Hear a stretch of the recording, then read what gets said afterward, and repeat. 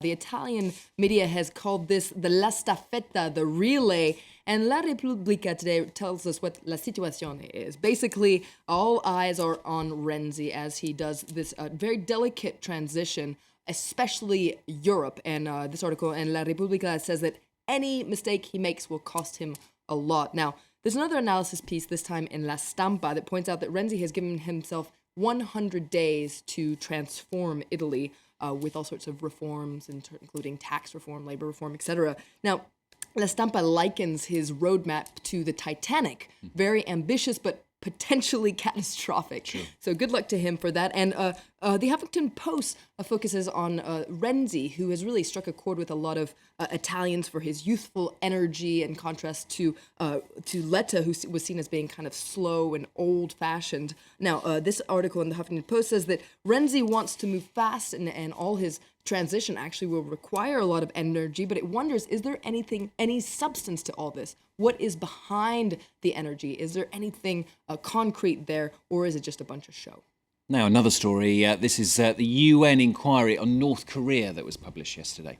That's right. A lot of the media is focused on this. The front page of The Guardian, for instance, says that the UN compares North Korea to the Nazi regime. Now, this is a 372-page report by the UN, which says that North Korea is committing systematic and appalling human rights abuses on its own citizens on a scale unprecedented in the modern world, crimes against humanity. And The Guardian says that sadly, this isn't actually very surprising. And inside, The Guardian goes into more detail about these chronicles of horror, because this UN Commission on Human Rights in North Korea gathered evidence for almost over a year from over 80 victims and witnesses, often at public hearings, and really the details are harrowing. You have cases of torture, rape, executions, arbitrary imprisonment, starvation.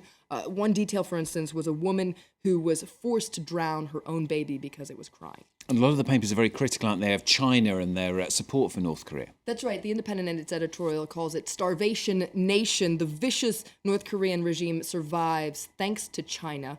The Wall Street Journal also applauds the commission for naming and shaming Beijing being accomplice to Pyongyang, in particular one policy of Beijing, which is to repatriate North Korean defectors who have fled to China, even though they face years of imprisonment in North Korea for trying to escape. Now, what's interesting is that China signed the UN protocol relating to the status of refugees, which prohibits deporting refugees to an area where they face danger. So this is obviously a violation of that signature. Middle East now, a crack in Saudi Arabia's glass ceiling. That's right. This is a woman named Samaya Jabarti, and she has just been appointed the editor-in-chief of a national newspaper, the Jeddah-based English daily Saudi Gazette. You can read all about it in The Guardian. Now, this makes her the first female journalist to be promoted to such a position in a country which, of course, doesn't have a great record for women's rights. Sure. Now, her reaction is there's a crack that's been made in this glass ceiling, and I'm hoping it will be made into a door. And a lot of people are applauding this decision, but also point out that she might be editor-in-chief, but she still can't drive in Saudi Arabia.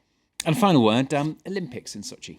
That's right. Now, there's been a lot of focus on one thing in particular in Sochi, and the stray dogs, actually. Yeah. We heard a lot about these dogs in the lead up to the Olympics, how they were going to be put down. Then there was this big campaign to save the dogs. And ever since the athletes have arrived in Sochi and have been participating in the Olympics, well, they've been commenting on this as well. For instance, one said it's sad, it's hard to watch. A lot of them have been posting photos of themselves on social media with these little puppies. A lot of them say they're actually going to adopt them and bring them back to their home countries. Now, an article in Slate says, kudos to these athletes for trying to save these dogs, but why are Olympians putting puppies before people in Sochi? And it's actually quite critical of this. Yeah, well, they are cuter. And in a way, it's easier to be concerned about a dog than to talk about human rights and gay rights, etc. But it points out that, other than a few rare exceptions, people haven't really been brave enough to broach the subject of a lot of human rights abuse that and gay rights abuse, etc., that might be happening in Russia. And this article really hopes that by the time the Olympics are over, athletes will address this issue, even though it's a good thing that they're saving the animals as well.